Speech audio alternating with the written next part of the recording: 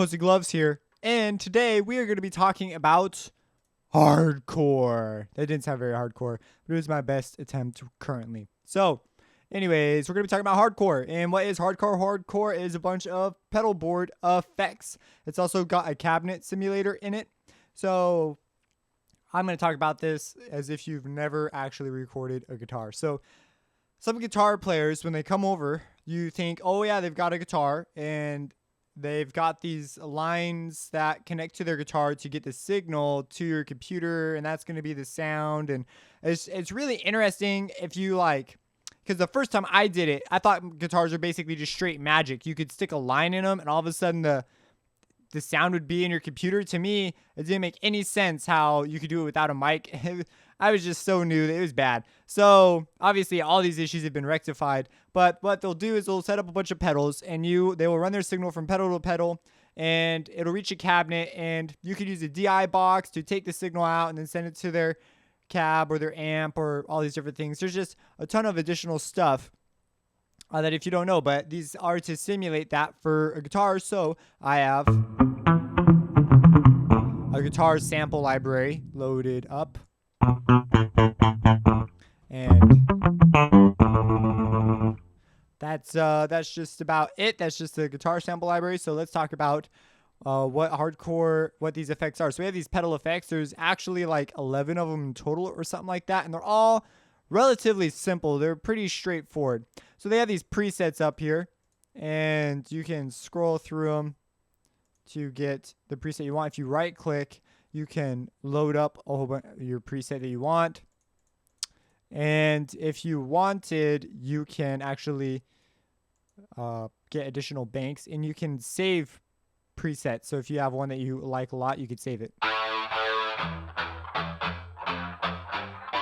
But don't let the guitar sound stop you from recording all sorts of crap. So you could send anything through hardcore. You could send a synthesizer or whatever. So, but you can only have up to 5 pedals at any one time. So that is something. All the pedals are listed down here in this here area. If you want to get rid of one, you just select empty. If you want to move one to the left or right, you come down here and you click move left, or you click move right. Now, I'm going to really quick pull out a synth, and it is going through hardcore, as you can see. Hardcore has its own separate input and output, so you could drive the signal harder if you want, or you could attenuate it according to what you need. It goes through an EQ, so you can adjust the bands on this EQ. Guitars are usually, they have this mid band. They usually have a low roll off if it's not a bass, and their highs usually actually aren't that present, like they're super high. Obviously, that's really changed with technology, but back in the day, that was a typical guitar thing. And then you have this cabinet. So I have all these cabinet simulators, and right now we've got our synth going through just as it would regularly. But if we turn on our cabinet, so you have Model A. So these are actual cabinets, and I believe the first few are algorithmic cabinets, and all the others are based off of actual recordings from actual cabinets, but they don't tell you what they are because they just don't. I guess it's expensive to tell you what they are, so they don't do that. That way they don't have to pay to say, oh, I modeled like this, because then it'd be like an advertising thing, and people are buying this product because they think it's an amp sim for this, and they get sued and all that kind of jazz.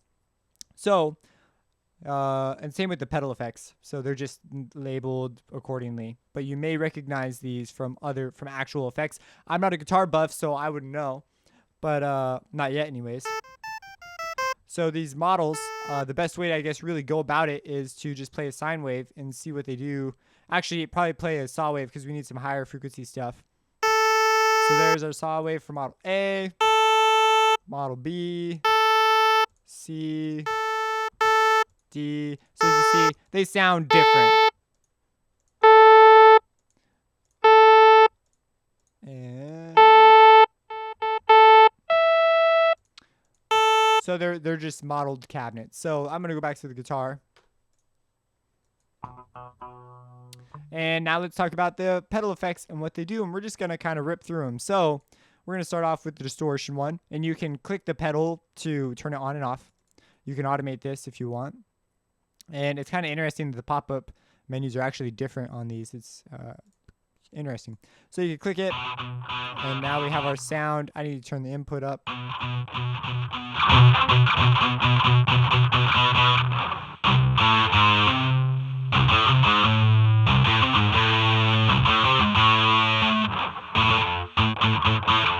So we have the distortion amount, comb filtering. I have actually not talked about comb filtering really in a big detail. It's basically a bunch of notch filters at particular frequencies. Now, I'm going to just breeze through these things because they're all generic. I have videos for almost all of these effects in this series, so just go look up that video.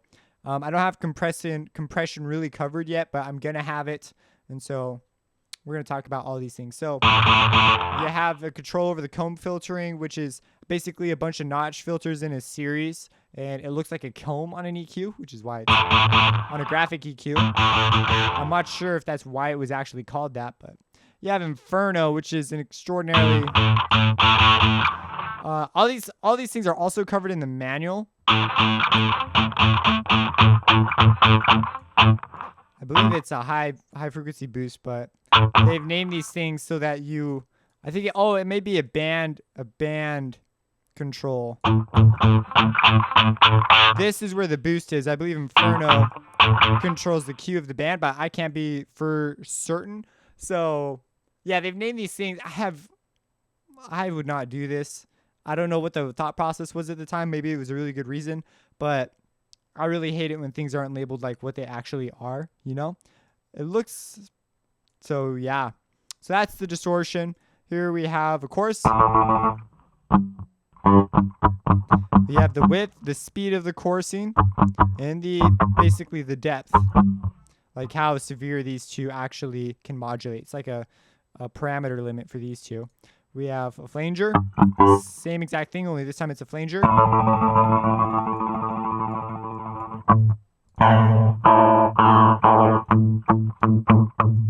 So that's your flanger. Here's the phaser. So the phaser, I've talked about phasers before. This one, just a bunch of inverts the phase and moves up through your signal. Turn the speed up, turn the intensity up.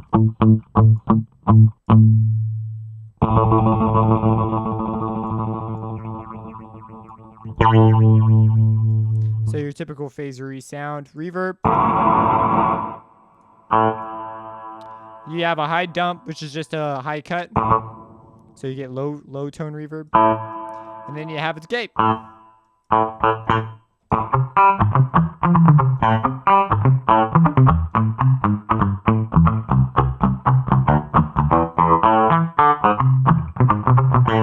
So that's your decay.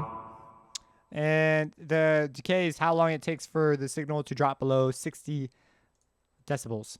So however long that takes, you can set that with the decay. We have delay. I have a whole load of delay stuff out on this series now. So go watch that. If you want to know any more about delay, I have a mix of time and a decay. Like this one is super simple. You should figure this stuff out real easy. Maybe the controls, I don't know why that one had controls that were just so unusual. Then we have this attack. So we have a noise gate. If you don't know what a noise gate is, I'm going to cover noise gates. So it allows us to gate our signal so that, and by the way, it should be noted that this is your signal chain coming in here and going out here. So you can set your thresholds for at what point the gate, and basically if a signal does not reach the threshold, then nothing gets out. As soon as the signal reaches the threshold, stuff gets out. So that's your noise gate. Then you have an equalizer. Similar to this up here, this is a graphic equalizer, but you have an equalizer of 4 bands. You have no control over Q.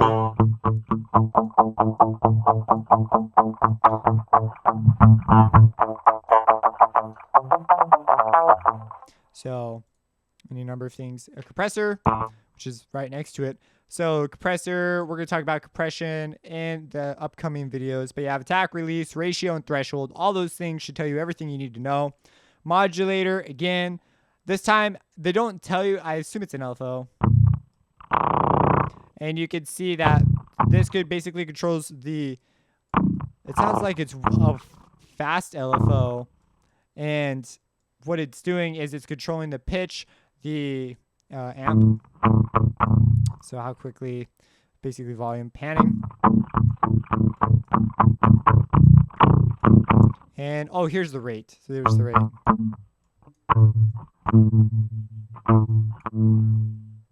So, and then you have a tube driven amp. So it's to simulate a tube. Tubes tend to have very particular ways of sounding, so you can use this to hopefully achieve something like that on your sound.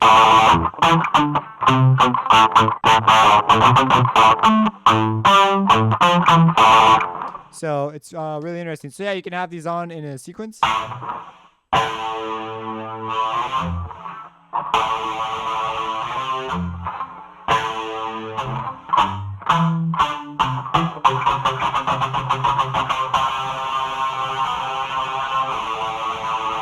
So yeah, and the patch I have loaded up, just kind of going with whatever I loaded up. I'm using Shreddage. I'm using Shreddage 1. I don't own 2, but I own 1. And I really, if you're going to buy Shreddage, I highly recommend getting 2 and not 1. It's worth it. I regret not buying 2. So that's this. I know it's sort of a just like, here's this is what it is. Like that's really pretty much all there really is to say. If you need to know the basics of what these things do, just go look up other videos in this series that actually cover like specifically a compressor or specifically a chorus or a reverb, and I'll cover that. I'll point you in the directions you need to go to learn stuff. So you could load up guitars in here, hopefully get something you like. You can load up your amp sims or your cabinet sims. So yeah, you can send anything to this. You can send the synthesizer through it.